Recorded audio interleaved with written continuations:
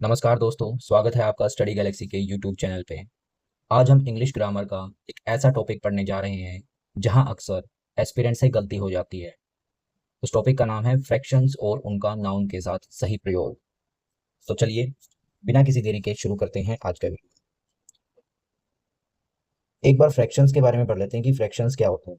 देखिए, फ्रैक्शंस जो हैं उनको मैथ्स में इस तरीके से लिखा जाता है, जैसे 1/2 है, 1/4 है। कुछ मिक्स्ड फ्रैक्शंस भी होते हैं जैसे 3 1/2। ठीक है, तो ये सब क्या है, ये फ्रैक्शंस है। इन फ्रैक्शंस के साथ अगर हमें नाउन को यूज करना है तो कैसे यूज करना है, उसके रूल्स के बारे में हम समझने जा रहे हैं। तो पहला रूल क्या कहता है, कॉमन फ्रैक्शंस के बारे में है। वो ये कह रहा है कि जब न्यूमरेटर डिजिट एक से बड़ा होता है या बड़ी होती है तो फ्रैक्शन में हमेशा एस लगता है, और केवल 1/2 या 1/3 आदि है तो एस नहीं लगता। कहने का मतलब ये है कि जैसे यहाँ पर 1/2 है तो यहाँ पर न्यूमरेटर क्या होता है, जो इस तरह से फ्रैक्शन में ऊपर की डिजिट डिजिट होती है वो न्यूमरेटर कहलाती है, और नीचे वाली को हम डिनोमिनेटर बोलते हैं। तो अगर ऊपर वाली डिजिट एक है, ठीक है, केवल 1/2 या 1/3 है या फिर एक है, तो हम एस नहीं लगाते। और अगर इस तरीके से ये ऊपर वाली या न्यूमरेटर वाली डिजिट एक से बड़ी है तो हम एस लगाते हैं। एग्जाम्पल से समझेंगे, जैसे 1/2 है, यहाँ पर 1/2 बोलेंगे इसको सीधा। 1/4 है, इसको 1/4 बोलेंगे।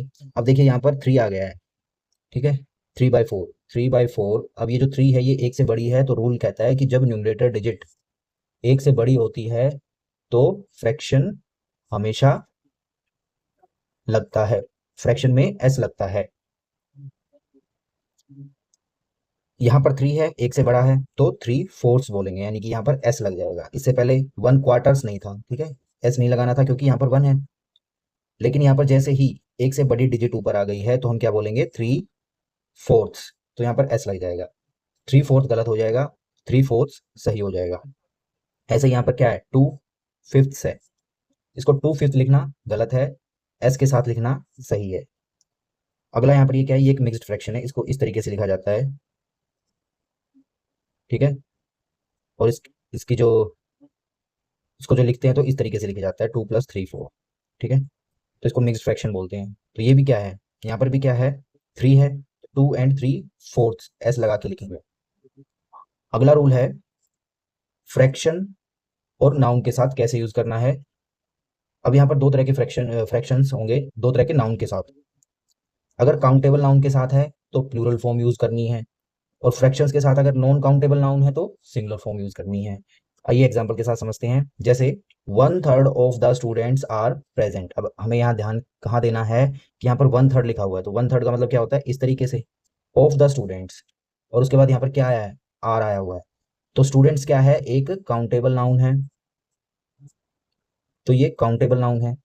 तो फ्रैक्शन किसके साथ आया है, फ्रैक्शन आया काउंटेबल नाउन के साथ, तो यहाँ पर प्लूरल फॉर्म आएगी, ये वाली एस, स्टूडेंट्स आएगा, और उसके बाद हमें प्लूरल वर्ब का यूज करना है।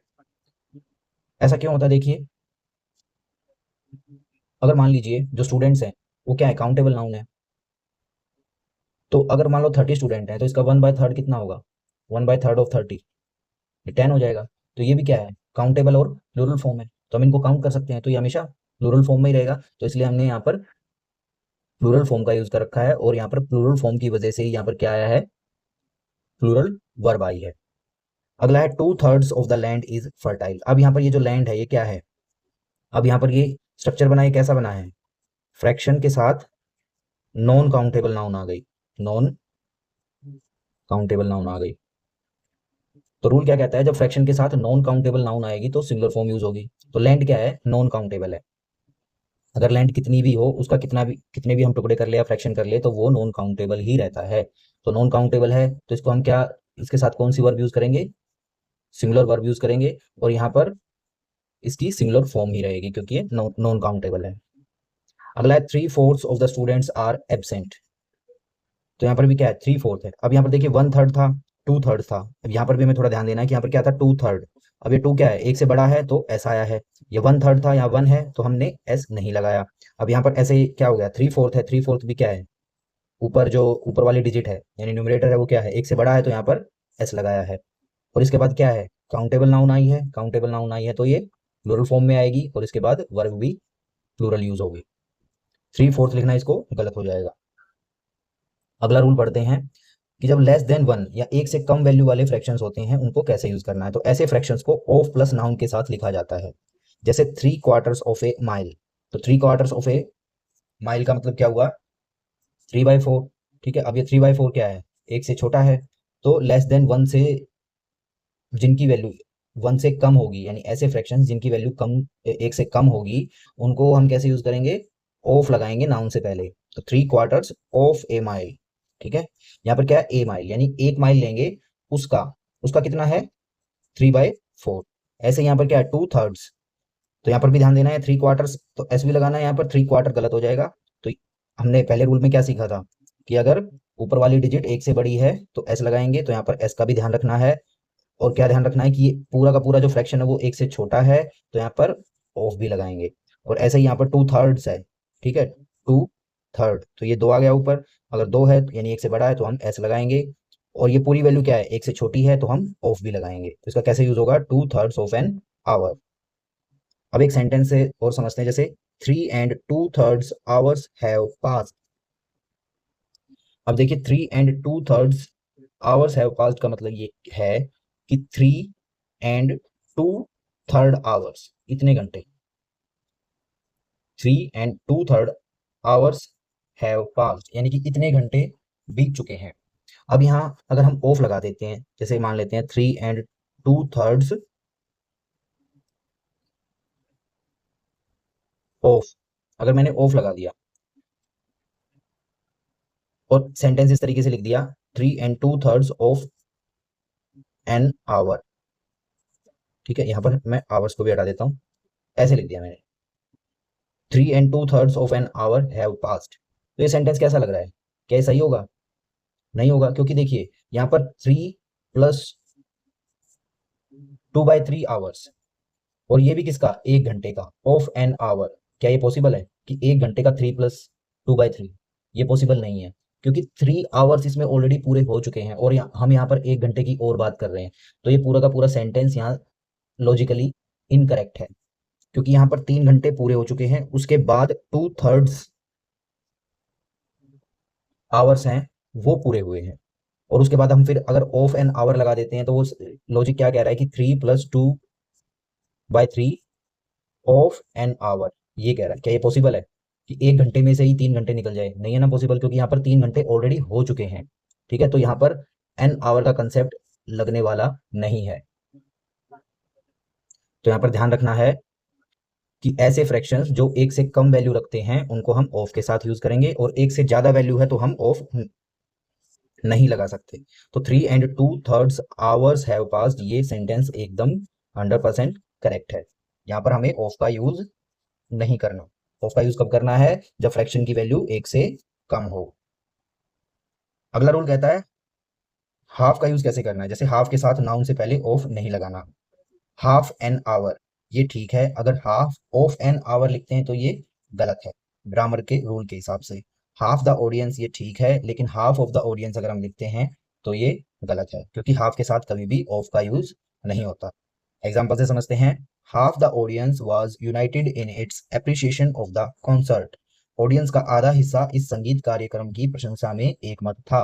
अब यहाँ पर क्या ध्यान रखना है कि हाफ ऑफ द ऑडियंस अगर इस तरीके से आया है तो यहाँ पर एरर आ जाएगी, तो हमें हाफ के बाद ऑफ का यूज नहीं करना है, इस बात का ध्यान रखना है। अब ये वॉज क्यों आया है, ये रूल मैंने पिछले वीडियोस में बताया था कि यहाँ पर ऑडियंस क्या है, कलेक्टिव नाउन है, और कैसे काम कर रहा है, एक यूनिटी के तौर पे काम कर रहा है। तो कोई कलेक्टिव नाउन एक यूनिटी के तौर पे काम करता है तो हम उसके बाद क्या यूज करते हैं, इज या वाज का यूज करते हैं। अगर आपको ये रूल नहीं पता तो आप पिछले वीडियोज में जो नाउन के ऊपर मैंने बना रखे हैं उनमें जाकर इस रूल को देख सकते हैं।